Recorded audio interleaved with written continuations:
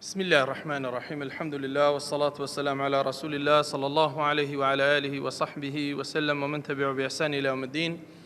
بەڕێزان و خۆشەویستان، السلام عليكم ورحمة الله وبركاته. خۆشەویستان، زۆر خۆم بە خۆشحاڵ دەزانم بەڕاستی کاتێک کەوا دابنیشین ئەوە چەند ئاەتێکی قورئان تەفسیر بکەین یا فەرمودەیەکی پێغەمبەر صلی الله عليه وسلم شی بکەینەوە یا ئاماژە بە ژیانی پیا و ساڵحەکانی پێشی خۆمان بکەین بە ومێدیەوەی بتوانین لە ژیانی ڕۆژانەی خۆماندا جێبەجێ بکەین. بەڕێزان و خۆشەویستان، ئەوەی کە ئاماژەی پێ دەکەین سوودی کردەوە چاکەکانمان لە ڕۆژی دواییدا بە شێوازێکی گشتی بڵێن عەمەل و کردەوە، حەزەکەم لەوە ڕادەست پێ بکەم پێغەمبەری خوا صلی الله عليه وسلم وەختێک بیدایەتی ئەمر دەستی بە داعوە و بانگەواز کرد لە کەلیمەی لا إله إلا الله و دەستی پێ کرد. هەر دەیفەرمووە خەڵک قولوا لا إله إلا الله تفلحوا، وەرن بەس ئەو کەلیمەیە برێن لۆ خاتری وەی خەڵک نەجاتدا لە کوفر لە جەهەنەم لە بۆ سەر ڕێگای بەهەشت بیان هینی. کاتێک خەڵکە زۆر هاتنە ناو ئیسلامەتی و دانیان نا بە کەلیمەی تەوحید و وەو ئاەتانەی کە دادەبەزین زیاتر باسی لە مەسائیلی عەقیدە و بەهەشت و جەهەنەم و تەوکردنی ئیمانی ئینسان و ئەخلاق و ڕەوشت و ئەوانە دەکرە و ئاەتانەی کە دابەزین لە شاری مەکە. پاشی هەنجینێ پێغەمبەر صلی الله عليه وسلم کە هیجرەتی کرد لە بۆ مەدینە، سبحان الله، ئاەتەکان گۆڕدران، شێوازی عەمەلی دەستی پێ کرد. ئەلەوێن دەر موسڵمان بە دیارکەتن، ئەلەوێن دەر دیندارەکان بە دیارکەتن. وەختە کە هاتە سەر مەیدانی عەمەل، یعنی ئیشەکان بوونە ئیشی عەمەلی، بوونە ئیشی کردداری، یعنی دەست بە نوێژ و زەکات و حەج و بەڕۆژ و بوون و جیهاد و هەموو شتەکان بوون بە مووقیفی عەمەلی ئینسانی ئیماندار بە دیار دەکەیت. جا ئەوەی کە من مەبەستمە لەو مووقیفە کە وەریگرین کە پێغەمبەر صلی الله عليه وسلم هیجرەتی تێدا کرد لە مەکەوە لە بۆ مەدینە، ئەوە بوو کە خوای گەورە لە قورئان دەفەرمێ ما كان الله ليذر المؤمنين على ما أنتم عليه حتى يميز الخبيث من الطيب. خوای گەورە قەت ئیمانداران لەسەر یەک شت ناهێلتەوە. ئەوەی کە بانگەشەی ئیمان دەکا و دەڵێ دینداری ئەو هایە و ئیمان ئەو هایە و ئەو جۆرە شتانە هایە، خوای گەورە فەرمێ تاقیتان دەکەمەوە، پاکەکان و پیسەکان لێک جوایز دەکەینەوە، هەم بە دیاریان دێخین لە دنیایەدا. یعنی سبحان الله، ئەگەر تەماشاش بکەی عەمەل و کردەوە لەگەر بوونی ئیستیقامەدا هەبوون، دەورێکی زۆر کاریگەری هەیە لە ژیانی ئینساندا کاتێک کە بەردەوام دەبی لەسەریدا. هەر کاتێکیش لەیلادا لە ڕێبازەکەی دین، سبحان الله، ومن يهن الله فما له من مكرم. هەر کەسێک خوای گەورە بێڕێزی کا، کەس نتوانی بەڕێزی بکا و ئینسانە. جالوێ بەڕاستی ئەمە لەژێر ڕۆشنایی ئەوە تەماشا دەکەین ئەسڵ لە ئیسلامەتیدا لە کردەوەکانی ژیانی ڕۆژانەماندا بەڕاستی بریتیە لە عەمەل، لە کردەوە، نەک لە قسە. لۆی خوای گەورە کە باز لە مەوزوعی منافقان دەکا، منافقەکان قسان دەکەن، خوای گەورە پەنامان لێ بدات لە سیفەتەکانیان. ومن الناس من يقول آمنا بالله وباليوم الآخر، خوای گەورە فەرمێ وما هم بمؤمنين. دەڵێن ئیمانمان بەخوا بە ڕۆژی دوایی بەوانە بە هەمووان، قسەکە بەس بە قسەیە، لە فعلیاندا تەماشا کە حتا خوای گەورە کە وەسفی فعلیان دەکا کە بە زۆر دەیان کرد منافقەکان، وإذا قاموا إلى الصلاة قاموا كسالى ولا يذكرون الله إلا قليلا. دەڵێت تەماشایان کە وەختی هەردەستنەوە لە نوێژە زۆر بەتەمبەری هەردەستنەوە، وەختێک کە ذکری خوای گەورە زۆر کەم لە ناو نوێژەکانیاندا دەکەن. یعنی حتا نوێژی منافق لەگەر ئینسانی ئیماندار جوازە. جا لێرە بەڕاستی ئەوەی تەقیمی ئینسانی ئیماندار دەکا عەمەلە، کردەوەکانە. یعنی ئینسان هیچ کردەوەیەکی پێکەم نەبی کە لەو خوای گەورە دەیکا بەڵام بەمەرجێکدا لەسەری بەردەوام بی لەوەی لە دوا ڕۆژیدا ئیستیفادەی لێ بکە، سوود لەو کردەوە جوانانە وەربگری. تەماشا نمونەی یەک لە پێغەمبەران بەڕێزان بەس تەماشاکە، پێغەمبەر یونس عەلەیهی سەڵات وەسەلام کاتێک یەک بێفەرمانی خوای گەورە دەکا کە بریتیە لەوەی پێش ئەوەی خوای گەورە ئەمری پێ بکە لە شار دەردەچی و دەڕوا، ئەو قەومە ئیمان نایەنی و بەجیان دێلی. خوای گەورە عقوبەی دەدا بەوەی کە دەستنە ناو سەفینەی هەر شەپۆل لێیان دەدا، صاحبی سەفینە دەڵێ دەبی یەکێک بستە خوارێ گەنە هەمومان غەرق دەبین. خوای گەورە فەرمێ فەساهەمە فەکانە من المدحەضین. قورعەیان کرد، چێ دەرچوو؟ پێغەمبەر یونس دەرچوو. ئەو زانی ئەو ئیشە لەلایەن خوای گەورە و ڕاست تەسمیل بوو، خۆی فڕێدا ناو بەحرەکە. خوای گەورە دەفەرمێ فەلتەقەمەه الحوت وهو ملیم. حوتەکە قوتیدا بەڵام نەیخوارد. ئەتوو بەس تەماشا دەسەڵاتی خوای گەورەکە. خوای گەورە فەرمانی بە حوت کرد، پێغەمبەر یونس لە ناو زاری خۆت دابنێ بەڵام نەیخۆی، چونکە ڕزق نییە. ئەوێن دەرسجنە، یعنی بێ ئەمری ئێمەی کردیا لەناو بەحر لەناو زاری حوت ئێمە سزنی دەکەین. لێرە تەماشاکە مووقیفێک هەیە خوای گەورە لۆمان باز دەکەم وەکو ئیماندار ئیستیفادەی لێ دەکەین. ئەوەلەن ئەو پێغەمبەرە لەناو زاری ئەو حوتەدا چی دەگۆ؟ فنادى في الظلمات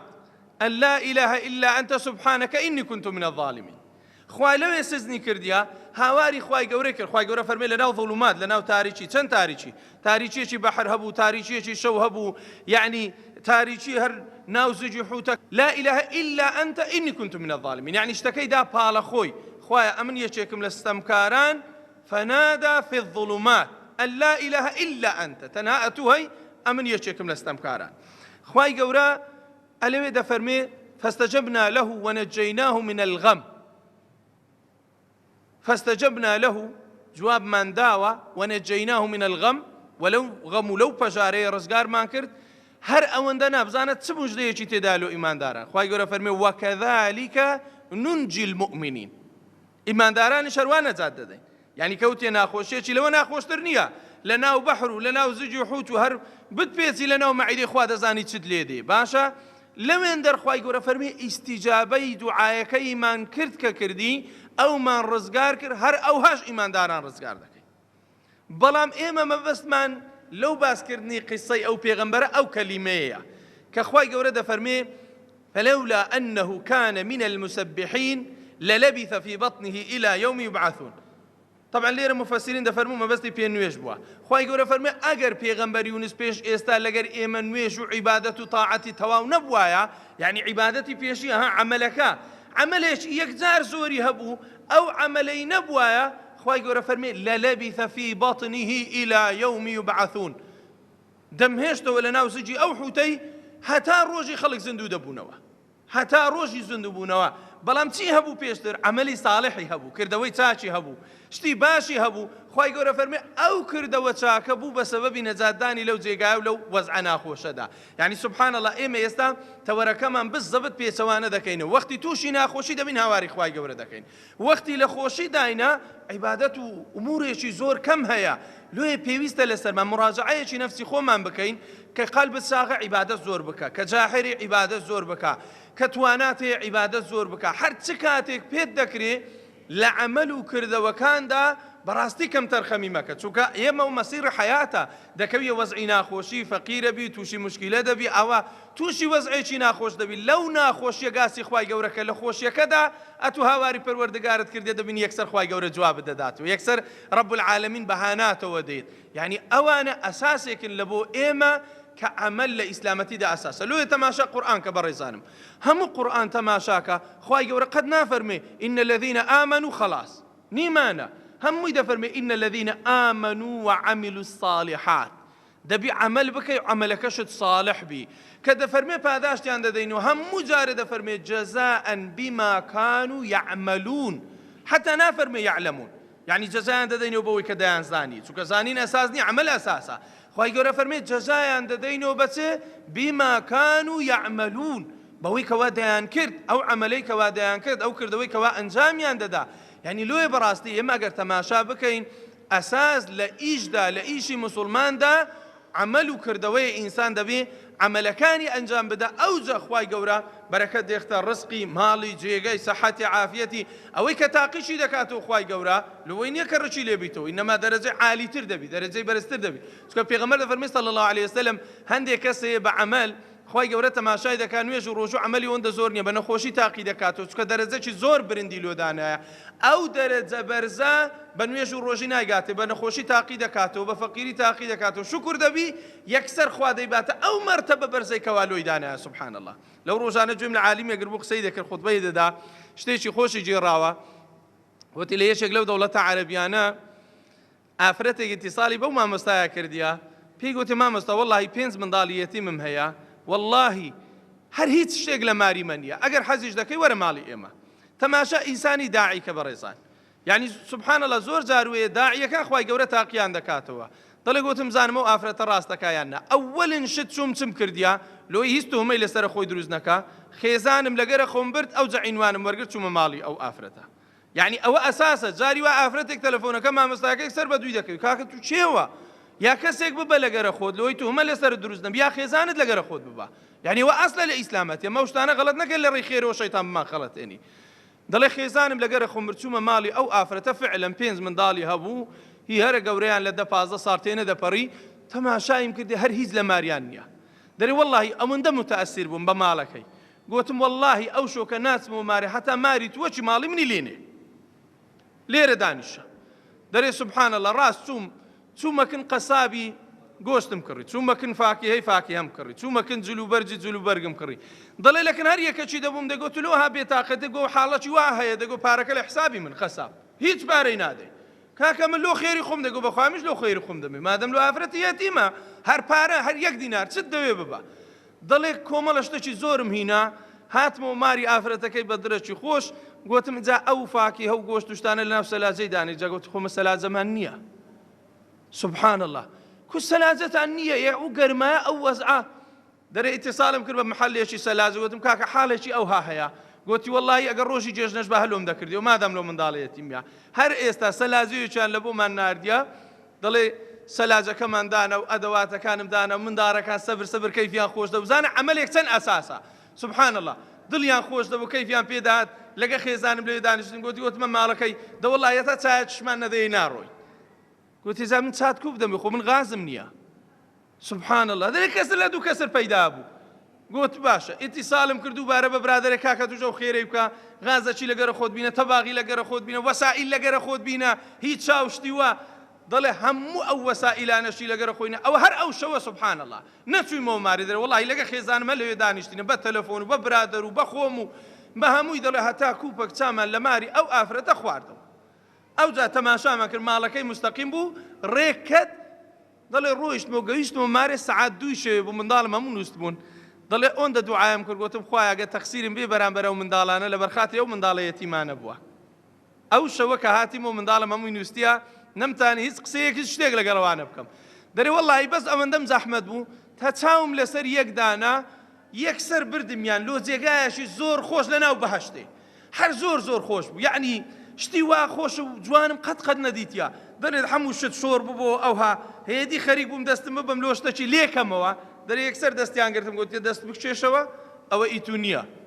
دەڵێ زۆرم پێ تەعەجوب بوو ئەی من نییە گوتیان نە ئەوە ئیتو نییە تەمەشا ئێرە هێکە سرم بەرز کردەوە دەڵێ جێیەکم دیت قەت جێی وا خۆشم نەدیت بگوتیان ئەوێن دەرئیتوە ئێرە چ نییە ئێرە لای خوارەیە دەزانێت تو چت کردیا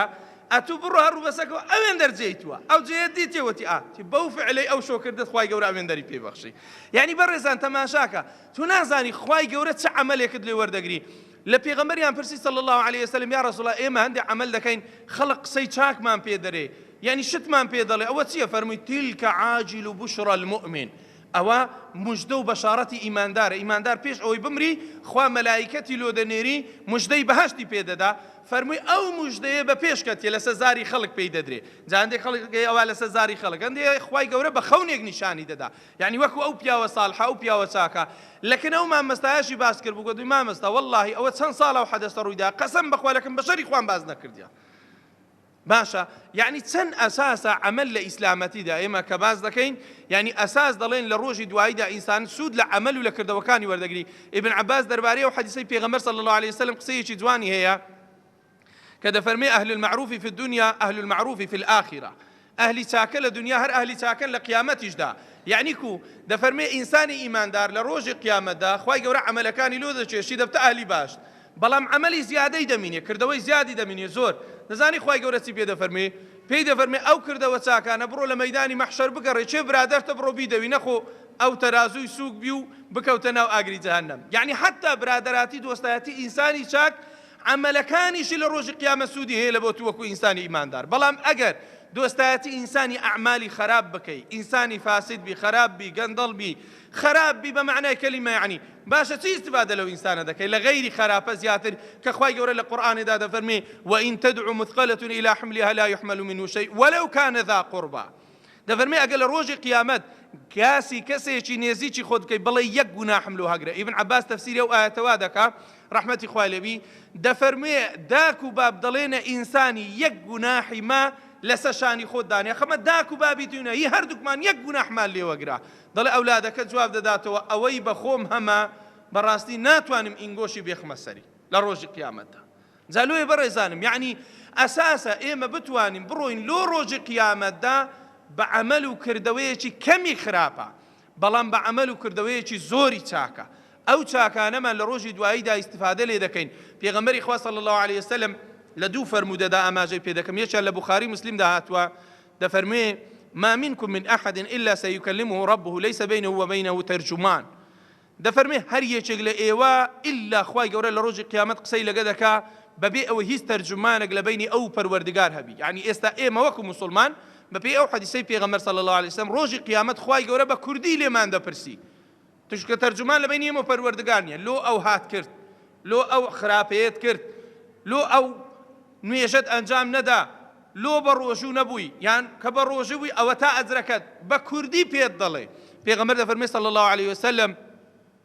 فينظر أيمن منه فلا يرى إلا ما قدم. تماشا دەستە ڕاستی خۆی دەکا هیچ شتێک نابینی إلا ئەوەی ڕەوانی کردیا لە چاکە لە عەمەلی صالح ست کردیا. وينظر أشأم منه فلا يرى إلا ما قدم. تماشا دەستە چەپی دەکا هیچ نابینی إلا ئەو کردەوە خراپانەی کە ڕەوانی کردیا. وينظر بين يديه فلا يرى إلا النار تلقاء وجهه. دەفەرمێ تەماشا بەرامبەری خۆی دەکا هیچ نابینی إلا جەهەنەم نەبی. پێغەمبەر فەرمووی صلی الله عليه وسلم فاتقوا النار ولو بشق تمرة. لو ئاگرە بترسێن ئەگەر بە یەک کەرتە خورماش بی، بە یەک کەرتە خورما. فإن لم تجد فبكلمة طيبة. فەرمی ئەگەر خورماشتان بەدەست نەکەت بیکەنە خێر، ئێوە قسەی خێر بکەن، قسەی چاکە بکەن. یعنی سبحان الله هەندێک کەسێ ئێستا تەماشایکە لە ناو کۆمەلگادا ئەگەر قسەی چاک نازانی بەڵام قسەی خراپ بڵاو دەکاتەوە. بەڵام هەندێک کەسەیە مەفاتیحی خێرە دائیمەن، بڕۆ بیبینە دەعوە دەکا، بانگەواز دەکا، حەدیثی العالەمی دەخینتەوە، فێرە سونەتیان دەکا، فێرە قورئانیان دەکا، منداڵەکانی خۆی فێرە نوێش کردیا، دەڕوا لە واجبی لە جێگایەکەوە وەزیفەی هەیە لەوێن دەر قسەی لەگە خەڵکی دەکا، سوڵحی دەکا، کاری چاک دەکا. ئەوە هەموو عەمەلی ئەو ئینسانە بریتیە لەوەی یەک پارچە ئینسانێکی عەمەلی ساڵح هەبستە هەر جێگایەکدا. یعنی ئەوە زۆر ئاساییە. ئینسان زۆر جاری وە هەیە عەمەلی ساڵح بە قسەش دەکرێت، بە گفتاریش دەکرێت. یعنی ئەو شتانە لۆ خۆی ئەنجامدا، لۆ خۆی کۆیان بکاتەوە، لۆ خاتریەوەی لە دوا ڕۆژیدا ئەو ئینسانە ئیستفادە و سوود لەو کردەوە چاکانەی وەربگرین. جالۆی بەڕێزانم ئێمە لە عەمەلی ساڵح زۆر پێویستیمان پێیە شتێکمان پێبی لۆ قیامەتی خۆمان، شتێکمان پێبی لۆ دوا ڕۆژی خۆمان. یعنی شتێکمان پێبی وەکو ئەبوو ذەڕی غیفاری عالەمی کۆ کردەوە وتاری لۆدان فەرمووی بەڕێزان ئێستا ئەگەر یەکێک لە ئێوە بیەوێ سەفەر بکە ئایا شت ئامادە ناکە لۆ سەفەرەکەی خۆی؟ گوتیان بەڵێ. فەرمووی کا عەمەلی ئێوە چ سەفەرێکەیە لە قیامەت دوورتر؟ کا کردەوەتان، کا کردەوەکان. فەرموو بزانە عەمەلی ڕۆژی قیامەت تەماشا دەکەی دوورترین سەفەرە، بەڵام پێویستە پێیە کۆمەڵێک عەمەل و کردەوەی چاکت پێبی. دەبینی عەمەلەکان کەمن، کردەوەکان کەمن. خوای گەورە پەناماندا لە کردەوەی خراپیش، ئەوجا کردەوەی خراپیشی تێدا زۆر بی. ئەوە هەر کارەساتە. لە حەدیثێکی قودسیدا هاتووە کە ئیمامی تەبەرانی لە الأحاديث الطوالدا باسی کردێ لە کۆتاییەکەی حەدیثەکە نیدایەک لێ دەدرێت لە ڕۆژی قیامەت بزانە ئەعمال چەند مهمە بەڕێزان. دەڵێ خوای پەروەردگار وا دەفەرمێ يا معشر الجن والإنس قد أنصت لكم كثيرا منذ خلقتكم إلى يومكم هذا. دەڵێ خوای گەورە دەفەرمێ ئەی ئینسان و ئەجننا گەلە لە مێژە لۆتان بێدەنگ بوو مەوجێتان لێ ڕادەگرم، لەو ڕۆژەی ئەنگۆم دروست کردی هەتا ئێستا ئەمن هەر بێدەنگم ئەنگۆ هەر قسان دەکەن. خوای گەورە دەفەرمێ ئەسمع قولكم وأبصر أعمالكم. قسەکانی گۆم هەموو گوێ لێ بووە، عەمەلەکانی گۆشم هەموو دیتیە. ماشە فإنما هي أعمالكم. ئەوەی ئێستا دەیبینن ئەوە عەمەلی خۆتانە. وصحفكم يقرأ عليكم. كتابك بسرتان دادا خندريتوا. فمن وجد خيرا فليحمد الله. هر کەسێک عملەکەی چاک بوو دیتی لە دەفتەرەکەی باسوپاسی خوای گەورە بکە. ومن وجد غير ذلك فلا يلومن إلا نفسه. هر کەسێکیش عملی خراپی لە دەفتەرەکەی خۆی دادیت بالۆمە هیچ کەس نەکای لە لۆمەی نەفسی خۆی بکە. توخوا ئێستا ئێمە لەو جۆرە کەسانە بین. خوای گەورە وامان پێ بفەرمێ بڵێ هەموو قسەکانی ئێوەم دیتیە، هەموو کردەوەکانی ئێوەم ئاگا لێ بۆ شاهد بوویمە لەسەری. بگرە ئەوە عەمەلی خۆتە پێت خۆشە کردەوەی خراپی تێدابی، پێت خۆشە کردەوەی ناڕێکی تێدابی، پێت خۆش نییە پڕیبی لە عیبادەت و ئیستیغفار و زکر و نوێژ و عیبادەت و تاعەتێکی یەکجار زۆری تێدا هەبی، پێت خۆش نییە دەفتەری ئەعمالت یەکێک بی لەو کەسانەی کە پێت دەگوترە ئیقڕە کیتابەک کەفا بنفسك اليوم عليك حسیبە. ها ئەو کتابەکەی خۆت بخینەوە وكل إنسان ألزمناه طائره في عنقه ونخرج له يوم القيامة كتابا يلقاه منشورا. دەیدەنە دەستی چەند پێت خۆشە بەدەستە ڕاست بدرێتێ لە بەروەی عەمەلی چاکی زۆر تێدایە، چەند پێت ناخۆشە ئەگەر ببینی عەمەلی خراپی تێدایە، ئەو کردەوە ناڕێکانەی تێدایە کە لە ژیانی ئینسان جاری وایە نەفرەت لە خەڵکی دیکە دەکا کەچی لەبەر دەستی خۆشیدا لەو جۆرە کردەوانە بەدەست دەکەون. دینار العەیار هەبوو، پیاوێکی زۆر زۆر خراپ بوو، لە تاریخ وا باسی دەکەن، پیاوێکی زۆر زۆر خراپ بووە لە هەموو ڕۆیشتیەوە. داکەچی هەبووە داچی ئامۆژگاری دەکرد، چکە ئافرەت پێشتر دەوری گەلە زۆر بوو، یەکجار زۆر بوو لە تاریخی ئیسلامیدا تەماشا بکە دەیها ئافرەتی وەچی ڕابعەی عەدەوی و مامۆستایەکانی ئیبن حەجەر و ئەوانەمانە بۆ کچەکەی حافزی عێراقی ئەوانە زۆر ئافرەتی عالیمە و عابیدە و زاهیدە بووینە. دڵ داچی ئامۆژگاری دەکرد واز بینە کوڕەکە هەر وازی نەدەینە، حتا ڕۆژێکیان سوبحان الله و کوڕەڕێی کەوتووە قەبرستانێ، تەماشای کرد بوو هەندێک لە ناو قەبر و هەندێک تەماشا دەکا، هێستێک لەو گۆڕەکە تێ کوڕە خۆمیش لە دوا ڕۆژ داوام لێ دێ، دەڵێ چوو لای داچی کۆتی ئەگەر کەسێک تۆبەی بکا بگەڕێتەوە لای خوای گەورە فەرمی لێ قبول دەکا. دەستی بە عیبادەت کرد، دەستی بە خواپەرستی کرد، عیبادەتێکی یەکجار زۆر دەرێ حتا وای لێ هاتبوو سوبحان الله داچی زیجی پێدەسووتا کە گوێی لێ دەبوو شەوانە دەڵێ هەندێک لەو قسانەی کە گوێم لێ دەبوو دەیگو مناجاتی دەکرد لەگە خوای گەورە ئەلەکە قووەة عەلە النار کەیفە تەعەڕەدتە لغەضب الجەبار، کورە تۆ قووەتت هەیە بەرامبەر بە ئاگر، خوای گەورە بە ئاگر دەچووتێنی لە ڕۆژی دوایمە، کوت خوای گەورە لە خۆت تووڕە کرد، کوت توانی دەڵێ وزات دەگریا دەپاڕاوە لە خوای گەورە، حتا وای لێ هات بوو داچی داوای لێ دەکرد دەیگۆ کوڕم تۆزێک لەسەر خۆ بە وەڵای عیبادەتی جەواب بە و توندیە ناکرێ لەسەر خۆ بە دەیگۆ دایە جان ئەمن دێم دەنوم عیبادەتی ناکەم، بەڵام ئەگەر ئەمن مردمە تو لەو قیامەتێ زامینی ئەتۆ زەمانەتی منی، دەڵێش دەیگۆ زەمانەتی خۆم پێ ناکرێت تاییتم پێ بکرێت، دەیگۆ دەلێگەڕێ ئەمن زۆرم لە کاتی پێشیدا خراپە ئەنجامدا با ئێستا تۆزێک عەمەلی ساڵح بکەم لەو ڕۆژی دواییدا. دەرێ سوبحان الله شەوێکیان ئەو ئاەتەی دەخیندەوە. بەڕێزانم ئاەتی قورئان ئێمە ئەگەر هەندێک ئاەتێ تێی گەویشتین وەڵڵاهی لازم وایە لەسەری ڕابوەستین. ئێستا زۆر جاری وایە سەیرت پێ دێ کە کابرایەک دەڵێن ئاەتێک دەخیندرێ دەگریە یان بەتەنێ دادەنیشی مناجات دەکا دەگریێ، ئەوە لەبەر چییە؟ لەبەرەوەی ئیمانەکەی زۆر بەرزە، عەمەلی ساڵحی گەلە زۆرە، جوان لە دین تێدەگا، لۆیە دەبینی ئەو پیاوە فەرمێشتی لە چاوی دێتە خوارێ، دەڵێ ئەو پیاوە کە بوو بە پیاوێکی ساڵح دینار العەیار، دەڵێ ئەو ئاەتەی دەخیندەوە کە خوای گەورە دەفەرمێ فەوەڕەبیکە لەنەسئەلنەهم ئەجمەعین عەمما کانوا یعمەلون. لەکن ئەو ئاەتە ڕاوەستا خوای پەروەردگار سوێن دەخوا بە ذاتی مبارەکی خۆی، فەوەڕەبیکە لەنەسئەلنەهم ئەجمەعین، سوێن بە پەروەردگارتان سوئال لە هەر هەمووتان دەکەم، هەمووتان، یعنی ئینسان و ئەجنە و حتا ئەو کەسانەی پێغەمبەرانیش بوونێ لە هەمووان سوئال دەکەم خوای گەورە دەفەرمێ. بەڵام تەماشاکە بەڕێزان پرسیارەکە چییە؟ فەوەڕەبیکە لەنەسئەلنەهم ئەجمەعین عەمما کانوا یعمەلون، چیان کردیە لەوە سوئالیان لێ دەکەم لەو کردەوەی کەوا کردیانە. یعنی بەس تەماشاکە بەڕێزان ئەتۆ گەر گوناحێک دەکەی مەلایکەت ڕادەوەستی ناینووسی بەشک و تۆبەی بکەی، چەند ئینسانێکی شەقی ئەگەر تۆبەکردنیش بەزارت دانێ، پەروەردگاریش دەفەرمێ فەوەڕەبیکە لەنەسئەلنەهم ئەجمەعین عەمما کانوا یعمەلون. ئەو پیاوە ساڵحە هەر ئەو ئاەتەی خوێندەوە، ئەو ئاەتەی خوێندەوە دەفەرمێ هەر ئەو شەوەی کە زۆر ئەو ئاەتەی خوێندەوە سەجدەی بردلۆ خوای گەورە ئەلەو شەوەدا ئاخر دەرەجە بێتاقەت ببوو، دەڵێ داچی چووەکنی سەری لەسەر کۆشیدا نابوو خەریک بوو ڕوحیەدا، دەڵێ ئەر ئەوەندەی پێگوترا لۆ کوڕەکەی گوتی قوڕەت عەینین ئەینە الملتەقا، ئەمە جارێشکە لەکوێ بە یەکتری دەگەینەوە، یعنی وەکو بڵێ بلبیلەی چاوم، یعنی جەرگم لەکوێ ئەمە جارێشکە لەگەڵ تو بە یەکتری دەگەینەوە،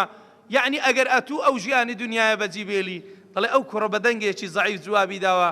فەرمووی ئین لەم تەجدنی فی حەرسەة القیامە فەسئەل مالکا عنی، داجیان ئەگەر ئەمنت لە قیامەت نەدیتەوە بڕۆ لە مەلایکەتەکەی جەهەنەم بپرسە برێ کوڕەکەم نەکوێیە. ئەو جا وەفاتی کرد، دەرێ وەڵڵاهی ئەو ئافرەتە ئەوەندە عالەمیان کۆ کردەوە، ئەوەندە خەڵکیان کۆ کردەوە، وەی لێ هاتبوو لە کۆرانەکان بانجیان دەکرد هەلوموا إلى الصلاة على قتيل النار، وەرە نوێژ لەسەر کەسێک بکەن کە لە ترسی جەهەنەما وەفاتی کردیا. دەڵێ وەڵڵاهی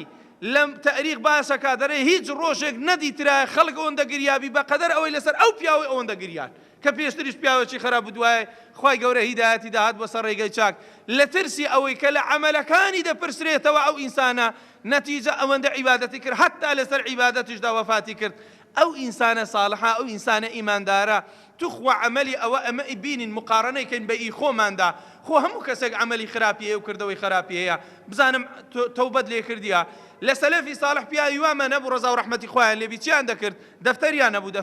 دەفتەرەشیاندا نابوو هەر ڕۆژێ چیان کرد بە هەتا هێوارە هەمویان لە ناو دەنووسیەوە ئێوارە کە دادەنیشتن ئەوها تەماشا دەفتەرەکەیان دەکرد ئەوە گوناحە دەبەرامبەری بری ئەستەغفر الله ئەوجا چەندین جار ئەستەغفر الله دەکرد ئەوەشیان والله ئەوە خراپەیە پێویستی بە تەوبەیە ئەوجا چەندین جار تەوبەی لە بۆ ئەوەی دەکرد تەماشای دەکرد والله ڕوو قازانجم کردیا ئەوە پێویستی بە شکرە ئەوجا دادەنی شکری خوای گەورەی دەکرد یعنی سبحان الله ئەوان بەو ڕوحیەتەوە دەچوونە ناو ژیانی ڕۆژانەی خۆیان ڕۆژ حیسابیان دەکرد هەر کردەوەیەکی خراپیان هەبا ئیستیغفاریان لۆ ئامادە دەکرد هەر عەمەلێکی چاچیان هەبا زیاتریان دەکرد وەکو ئیمامی عومەر ئێواران لەسەر جێگادا دەنیشت دەیفەرموو ماذا عملت اليوم يا عمر وەرە بزانم ئەو ڕۆچت کردیا چ کردەوەیەکت کردیا لە سبەی بە جەماعەتت کردیا سونەتت لەگەر کردیا چێشتەنگاوت کردیا نوێژەکانی دیکە هەموو بە جەماعەت بووینە پاشیان جینێ چت کردیا لە زیادە فەضل ئاخر زۆر فەرقیە بەڕێزانم ئێستا هەیە بەس نوێژێ دەکا هەیە سونەتیشی لەگەر دەکا هەیە بەس زەکاتی دەدا هەیە سەدەقەشی لەگەر دەکا هەیە بەس حەجی دەکا هەیە عومرەشی لەگەر ئەنجام دەدا یعنی تەماشا دەکەی عموماً هەیە بەس بە ڕۆژی دەبی هەیە دەبی دووشەم و پێنجشەمش بە ڕۆژی دەبی با عەمەلەکەم بەرز بیتەوە لەکن خوای گەورە یعنی ئەو دنیایە بریتیە لە جوزئێک لە منافەسەکردن لەسەر عەمەلی ساڵح وەکو پەروەردگار دەفەرمێ وفي ذلك فليتنافس المتنافسون يعني منافسة لەسەر عەمەلی ساڵح لەسەر کردەوەی چاک لۆی لۆ دوا ڕۆژماندا بەڕاستی عەمەلەکان کردەوەکانماندا سوودێکی هەبێ ئینسان سوودی لێوەرگری لە حەدیثێک لە معجەمی تەبەرانیدا هاتووە کە سەنەدەکەی جيدة علماء فرموا سندكي تاكا پیغمبر صلى الله عليه وسلم بكن قبرستانك دات دبري قبرشي لا ريد بيني لو قوري لسر قبركي راوستا فرمي صحابه كان شي صاحبي او قبري دناسي يشغل الصحابه فرمي من ديناس يا رسول الله وفلان كسا پیغمبر فرمي صلى الله عليه وسلم دور كعد نويجي خفيف دور كعد نويجي خفيف بيدي بصاحبي او قبره دنيا استاتسن ما بلين هموي لو خود نايغورتو بدور كعاتك بدور كعاد نويجا فرمي دور كعاد نويجا من بقية دنياكم أو دنيا تن ما يبلن هموي بكاملي لبوتو بس دور كعاد نويجي خفيف ما بدي ضل نايدا لكن صاحبي أو قبري أو ذا بيغمبر روي صلى الله عليه وسلم أول وشيا درسي تدالو إيمان داران برزان يعني عملي صالح براستي زور أساس إنسان لجياني روجاني خويدا خريق بعمل بكا خريق بإيش بكا لو روج قيامات يعني هرشي كردوا هي بيكا لە دوا ڕۆژدا چاوەڕێکە کردەوەکەی ئەجرەکەی وەردەگەی وەلۆی خوای گەورە فەرمێ فەستەبیقوا الخەیرات بە پێش خەیراتکەون چاک بکەن بادروا بالأعمال پێغەمبەر دەفەرمێ صلی الله عليه وسلم پەلە بکەن لە ئەعمال چونکە دوایە فیتنە دێ دوایە موسیبەت پەیدا دەبی دوایە ئینسان نەخۆش دەکەوی دوایە پێت ناکرێت دوایە مەجالت نابی دوایە منداڵت زۆرەبی دوایە کێشە و مەشاکلی خەڵک دێ یعنی ئەتوو دائیمەن لەو کاتانەی فەراغت هەیە بەڕاستی زیاتر مەشغولی کە نفسی خۆت بە تاعەت و بە عیبادەت و بە قورئان خوێندن و بە ئەجر و بە ثەواب و بە شتی وا یەکێک لە سەلەفی ساڵح خەریک بوو وەفاتی دەکرد کچەکەی زۆر لەسەری دەگریا جا ئافراد عاتفینە بابی چاوی کردەوە فەرمووی لۆ دەگری کچم گوت وەڵی بابە خەمی تومە خەمی دوا ڕۆژی تومە یعنی نازانم لەو قیامەتە ئەتوو وەزعت کو دەبی پیاوێش چاک بووی فەرمووی کچم ئەو قولینچکەت دیتیە ئەوێت دیتە کە لەی دادەنیشتم گوتی بەڵێ بابە گیان گوتی بۆ خوای بابی تو 4000 ختمی ئەلەوێن دەرکردیە 4000 ختمی قورئانم ئەلەو قولیچکە کردیە ئەوجا لەسرم مەگریە با گوناحێک شتێکم لێ پەیدا نەبی ئەلەوێن دەرا 4000 ختمی قورئانم کردیە ئێمە جاری وایە لە مانجی ڕەمەزاندا وایە ختمێکی تەواو نەکردیە ئێجا واگە حسابی کە عمری 6 ساڵ بی 6 ختمی دەکا یعنی کە ئەوانە سبحان الله لە عەمەل مبادەڕەیان دەکرد یعنی هەندێک ئیشیان کردووە سەیر و عەجایبت پێدێ کە ئەو ئینسانانە کو ئیشیان لۆ خوای پەروەردگار و لۆ رب العالمین دەکرد لۆ خوای تەعالا دەکرد یعنی سبحان الله شەوێکیان ئیمامی ئەحمەد و ئیسحاقی کوڕی ڕاهەوەیی و ئیمامی شافعی پێکەوە لە یەک جێگا نووستن سبەینێ کە هەستانەوە هەر یەکە لە عەمەلی ئەویت کەی پرسی لە ئیمامی شافعیان پرسی فەرمووی وەڵا نێزیکەی 7 مەسئلەی خەڵکم حەل کردیە ئیسحاقی کوڕی ڕاهەوەیی گوتی وەڵا من تقریبا 7 حەدیثم زانیە کە ئەو حەدیثانە صحیح نەبوون ئەو شوێک لایم کردەوە فەرمیانە ئیمامی ئەحمەد دێت و فەرمووی وەڵا ئێمەش لە دوور کەعاد نوێژە قورئانم تەواو خوێندە الحەمدولله ئەو شۆکە لە دوور کەعاد نوێژدا لەبەرەوەی هەمویان لەبەر بوو ئەوەندە بە جوانیان لەبەر بوو ئێستا خەڵکی وایە دەرێ باشە ختم کوو بەشەوەکی دادەکرێ ئێکورە تەمبەرە تو تەماشا خۆت دەکەی پێت ناکرێ لەبەرەوەی تو قورئانت لەبەر نییە ئەو هەموو قورئانی وەچ قل هو الله فاتحەی لەبەر بوو يعني وەکو تو نەبووە تا حرفەکی دەخینی و نازانی ضەممە و کەسرە و فەتحەی کوو لە بۆ دادەنێ و جا بەسەری دا تێدەپەڕی ئەوە عن ظهر القلب قورئانی دەخین ئەوە کە لەگە خوای گەورە تێکردەوە ئەو جا دەیزانی کوو قورئانی دەخینی وەکو ساڵحەکان دەیان فەرموو گەورەترین موشکیلەمان ئەوەیە کە شەو دەڕواتن ئێمە گەورەترین موشکیلەمان ئەوەیە دەڵێن کاتێک کە شەو دادێ و کوو نوێژی سبەی نێ بکەین بە خەبەر ناین ناتوانین جا وەسائلیشمان لەبەردەستیدا بەس تەماشاکە لەگەر عەمەلی پێشی چەند فەرقمانێ پێشتر خەڵک دەنووست بەخۆی هەردەستا یعنی ڕوحیەتێکی ئیمانی هەبوو ئێستا موبایلی دادەنێ جەڕەسی دادەنێ ئیستیعانە بە برادەری دەکا بە پیرێژنەکی لە ماڵێ کە ئیمانیان زۆر بەقوەتە گاسم کە ئەو زەهەر ناستی یعنی تەماشاکە ئیمانەکە چەند ضعیف بووە کە لەبەرەوەی عەمەلەکان کەم بووینەوە کردەوەکان کەم بووینەوە واللهی تەماشا دەکەی بەرەکەت لە عەمەلدا نەمایە هی پێشی تەماشایان کە هەر کەسە بەخۆی هەردەستا یعنی نەوعێک لە دینداری بەقوەتر بوو لەوەی ئێستاکەدا هەیە مەبەستم ئەوە نییە کەس مەعیوس بێ لە عەمەل و لە کردەوە مەبەستم ئەوەیە يعني تشجيعك بي لبو خوم لبو نقو محاولة بكين بآفرت وببيا وبهم جنجو أو حول بدين پروردگار لخو من راضي كن شكو إيمان نازاني الخواي جورا لسعملك لي من راضي دبي لسعملك خواي جورا بركات ديختا جيان وتمن مانو لسر عملش صالح دا دمرين ولو إلى روجي دوايج دا لسر أو عمل صالح دا خواي پروردگار بانگ من بكا وكو من بكاتوا برزان مثالك هي علماء لو من دجيرنو وشتيشي زور جوانا لسر عملي صالح دەژێرنەوە دەڵێن پیاوێک هەبووە چار خێزانی هەبووە طبعا دائما ئافرەت بۆ بێتاقەت دەبی ئەگەر ئیویش نەبی برێن چار ژنی هەبووە کابرادنەوە لۆ ژنی هینایە و کۆمەڕێک لاو لە قەمی لێ دەبینەوە بەس لەو پیاوەیز لاو لە قەمی لێ مەبینەوە چکەوە بەس لۆ تێگەیشتنە یعنی پیاوەکە وەچی برێشتێکی معنەویە یعنی کابرا ژنی نەهینایە نەیهینایە بەس لۆ تێگەیاندنی عەمەلە چونکە زۆر اعتیادی ئافرەت جێ نەداتێ برێ و میسالە بە کەلک نایە شملی ئێمە ناکە فاو کابرایە مەلیکە و چار خێزانی هەیە خێزانی چارەمی گەلەگەلە خۆش دەویست هەرچی بگۆت با بەگوێی دەکرد چی ویست با لە بۆی تەرتیبە کرد و هیچ مشکلەی نەبوو خێزانی سێمی تەماشای دەکرد مەلیکیشی خۆش دەویست حەزی لە یەکەش کەش دەکرد مەلیکیش مساعدەی دەکرد لەبەرەوەی هەن کەشخە و جوان و ڕێک و پێکە بە حساب چ مشکلەی نییە خێزانی دووەمی کە هەیبوو ئەویان بەس لە کاتی ناخۆشی بە هانای مەلیکیەوە دەهات ئەگەر بێتاقەت بەیان شتێک بە خێزانی یەکەمی ئەوی ئیهتیمام بە پێی نەدەدا هیچ ئێهمالی کردبوو خۆشێر لە واقعدا وایە کە کابرا ژنێشکە دەینیە کە جانی هەمال دەکەوە یەکە لە مکەسەراتی ئەو تعددی زەوجات فلێرە مەلیک نەخۆش کەت بێتاقەت و خەریک بوو دەمری هەموو خێزانەکانی بان کرد گوتی با لە چارەم ڕاپێدا بێم گوتی من ئۆندەمە تو خۆشویستیە یعنی هەرچی ویستیت ئەمن دایکمە تو ئێستا من یەک تەڵەبم هەیە گوتی برێ جەنابی مەلیک چت دەوێ گوتی وەڵی دەمەوەشی مردم پێکەوە لە ناو قەبری بین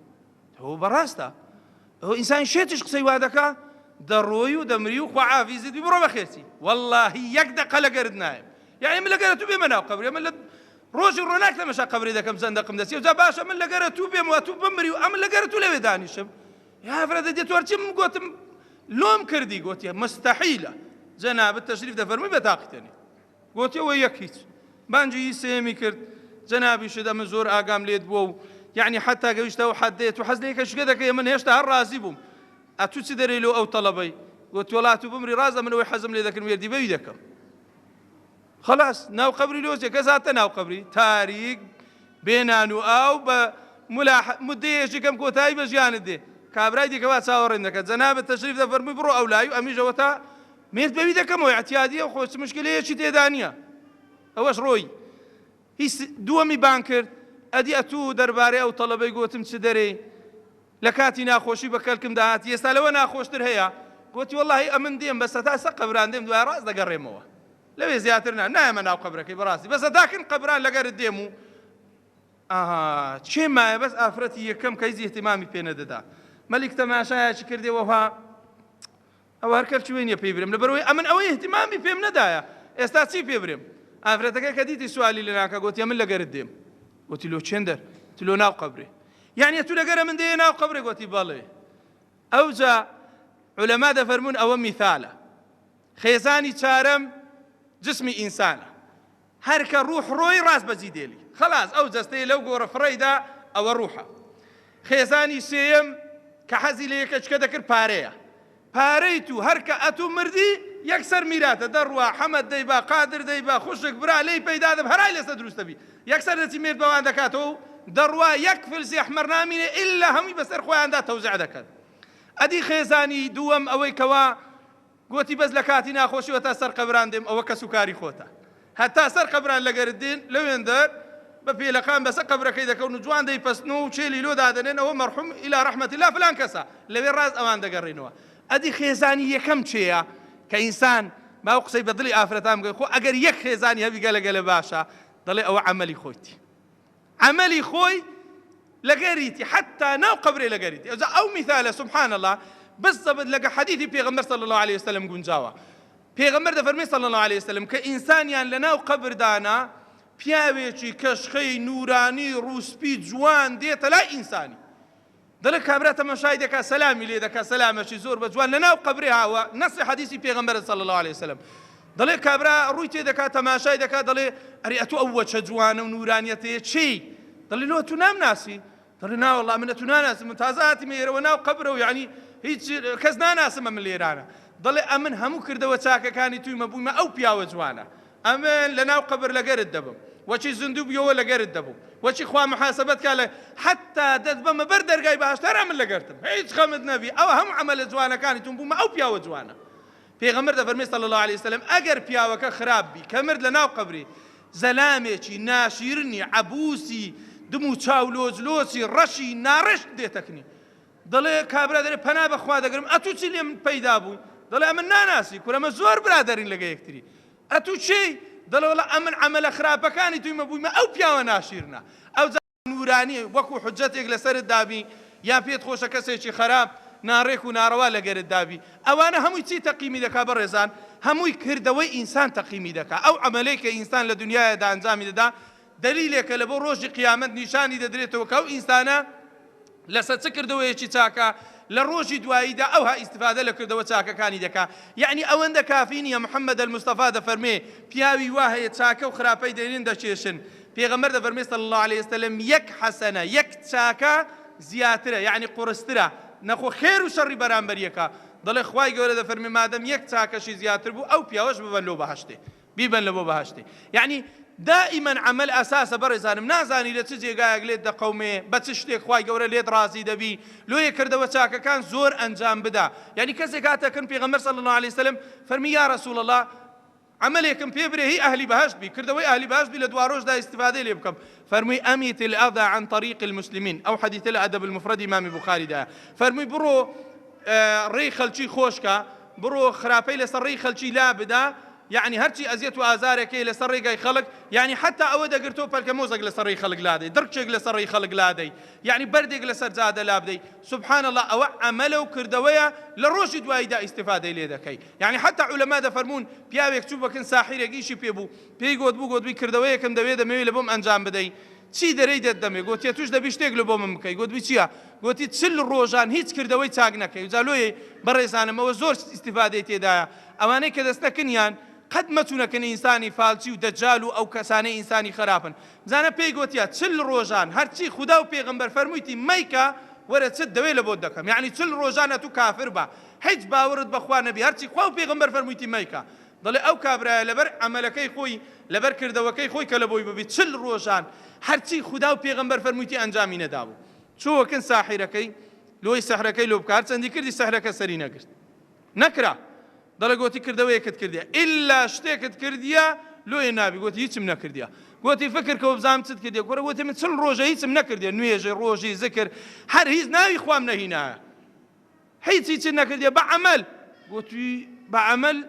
کاتێک کە لە ڕێیە دەهاتم بەڕاستی بەردێک لەسەر زادەی بولامدا گوتی ئەدیوە نییە پێغەمبەر دەفەرمێ صلی الله عليه وسلم ئیماتەة الأذى عن طريق صدقة لابردنی بەردیش لەسەر ڕێگایەدا بە سەدەقە حیسابە دەیە و سەدەقەت کرد بڕۆ چل ڕۆژی دیکە کردەوەیەکی دیکە نەکە یعنی حتا عەمەلی صالح تەئسیر لە عەمەلی ئینسانی ساحیر و ئینسانی خراپیش دەکا بەڕێزانم جالۆیە بەڕێزانم ئێمە ئەگەر قسەیەکی کەم بکەین ئینشاءڵڵا دەلالەت لەسەر زۆریەکەی دەکا ومێ دەکەم ئینشاءڵڵا لە بۆ خۆم و لە بۆ بەڕێستان بتوانین لە هەموو مانگەکانی ساڵدا لە هەموو ڕۆژەکاندا لە هەموو شەوەکاندا ئیعادە نەزەرێک لە بۆ خۆمان بکەین لەو عەمەلانەی کە چاکە هیچ چاکتر بینی لێجێ لەوانەی کە خراپن تەوبە و ئیستیغفاریان لێ بکەین واللهی لە ڕۆژی قیامەت لە غەیری عەمەلەکانی خۆمان بەڕێزان هیچ شتێکمان بە کەلێکدا نایە هەموو پێغەمبەران هەموو خەڵک هەموو ئیمانداران لە ڕۆژی دواییدا هەر نەفسی نەفسیتیان کەس کردەوەی خراپی کەس هەرناگری کەس چاکەی بەو شێوازەی ئیستیفادە لە یەکتری ناکە ئیلا ئەوەی کە بە خۆت عملي ددي وأن ليس للإنسان إلا ما سعى وأن سعيه سوف يرى أويك لروج قيامة دا إنسان سود لعمل كان وردقري قورترين سوديش أوي إخواي قورة ليد راسي بيو بدبات بهشته ولعذاب وآقري جهنم بتبارزي ويلا كوتاي ده هندي دعاء كمودة بارم ولا إخواي قورة طلم يا ربي إخوايا بقوري خود برحمي خود قلم يعفو بسر هم جناح كان من دابيني يا ربي إخوايا وي استلو مجلس دانيش إخوايا هر همومان لجناحي خوما نداكو باب ما خوش بي يا ربي خويا ويلو مزيد دانيشتو يساجو مال رادقري اگر نخوشي هي يام بخوي نخوش خويا شفاي لو بنيري يا كسي لمردو يا ربي خويا لمردو كي خوش بي يا ربي خدا لد بارين وايمان لنا وضل كان من زياد كي يبرك لنور قراني بيروز يا رب العالمين يا ربي خدا اوي مشكلتي هي لبوي حلنا بخويا لو يحلك يا رب العالمين اوي كاريتي قرسي لبيشا خويا لبوي سهلك يا رب العالمين اوي جنزو توبيدك اخويا توبك لقبولك اوي بيري اخيري خير بك يا رب العالمين خويا سرفرازي دنيا وقيامت ما بك لرو رشي دنيا وقيامت دا بمان باريزي لانساني خراب وخوين ريجو بيا وخراب بمان باريزي لجيجي خراب بمان باريزي خويا خومان ومالو من دالو خيزان من حفظ كي وهروكو بند صالحه كانت حفظ ذاك يا رب العالمين خويا برايتي لما بين من زياد بك خويا بركه وخير لو كردستان بنيري خويا هرتي خير وخوشي هي رويتي بك هرتي خراب خويا هدايتي بدي بيني سراي راست اگر هدايتي نبي خويا امانتي روحي لي ورقريوا يا ربي خويا لد بارين وبناو زوانه كانت بسيفه برزه كانت خويا هرتي كردوي خرابه همان خويا اللي ما نخوش بيعفو مامك يا رب العالمين يا ربي خويا لد بارين وبرايتي لما بين ما دا زياد بكي عمل شاكا كان من لي قبول بكي برحمي خود لقل ما بكي بعملي خرافي اما لقل ما يا رب العالمين يا ربي خويا لدواروج جدال لغير آلاي محمد المصطفى دا حشر ما بكي بدستي او لحوزي كوثر او بخوينوا لسر بردي سيراد ببرينوا لفردوس الاعلى لقر بيغمبران ورازقويان وشهيدان وصالحين داكو ما بكي امين امين والحمد لله رب العالمين والسلام عليكم ورحمه الله وبركاته.